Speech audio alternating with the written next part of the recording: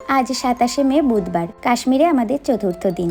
আজ আমরা গুলমার্গ থেকে দুধপাত্রি যাব, তাই সকাল ৯:৩০ নাগাদ রেডি হয়ে বেরিয়ে পড়লাম আমরা। তবে দুধপাত্রি যাওয়ার আগে গুলমার্গের এই দোকানটিতে এলাম কয়েকটা জিনিস কেনাকাটা করার জন্য, যে দোকানটি আমাদের ড্রাইভার দাদা আমাদেরকে সাজেস্ট করেছিলেন। তো এখান থেকে আমরা নিজেদের জন্য কাশ্মীরি চুড়িদার, গিফট পারপাস বিভিন্ন চাদর, বাবা আর অর্ণবের কোট, পাকুমের সোয়েটার এইসব দেখে শুনে বেশ কয়েকটা জিনিস নিলাম। তারপর প্রায় 11:30 নাগাদ এখান থেকে বেরিয়ে পড়লাম।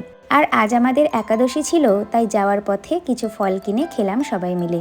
এরপর দুপুর প্রায় 1:15 নাগাদ দুধপাত্রি পার্কিং এরিয়াতে পৌঁছে এখান থেকে ঘোরা করে আমরা এগোতে শুরু করলাম দুধপাত্রি ভ্যালির দিকে, যেটা এখান থেকে 5 থেকে 6 কিলোমিটার দূরে।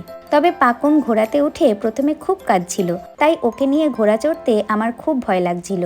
এবং পরে দেখি এখানে এটিভি গাড়িগুলোও চলে, তাই মনাকে নিয়ে আমি ওই গাড়িতে যাব ঠিক করি। কিন্তু গাড়ি পেতে লেট হচ্ছিল, তাই অর্ণব আর বাবা ওনাদের ঘোড়া দুটো ক্যান্সেল করে হেঁটে যায় আমাদের সাথে। তো যাই হোক, মাত্র 5-10 মিনিট সামনে এগোতেই দেখতে পেলাম এরম একটি সুন্দর দৃশ্য।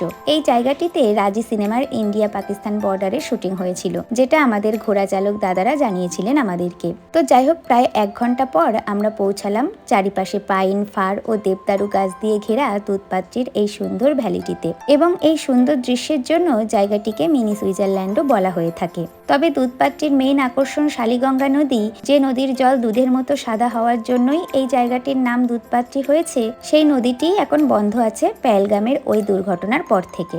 তো যাই হোক, এখানে 2 থেকে 2.5 ঘন্টা মতন সময় কাটিয়ে আমরা ফিরে আসি পার্কিংয়ে এবং 5টা সাড়ে 5টার দিকে এখান থেকে রওনা হই পেহেলগামের উদ্দেশ্যে। তো আমাদের একটু কেশর আর ড্রাই ফ্রুটস কেনার ইচ্ছা ছিল কাশ্মীর থেকে, তাই পেহেলগামে যাওয়ার পথে এই দোকানটিতে এসেছিলাম আমরা। আর ওদিকে পাকুম ড্রাইভার আঙ্কেলের সাথে ভাব জমিয়ে ফেলেছে ঝাড়বাতিতে হাত দেবে বলে। তো যাই হোক, আমরা এই জিনিসগুলো নিয়েছিলাম। আর আজ অর্ণবের জন্মদিন ছিল, তাই কেশরের এই সেন্টটা আমি ওকে গিফট করেছিলাম, যেটা ও পছন্দ করে রেখেছিল। আর আমি ব্লগ করি শুনে এই দাদা আমার চ্যানেলটি ফলো করে দেন। যাই হোক, এরপর অবশেষে রাত 10টা নাগাদ আমরা পেহেলগামের হোটেল গ্র্যান্ড মিলেনিয়ামে পৌঁছাই।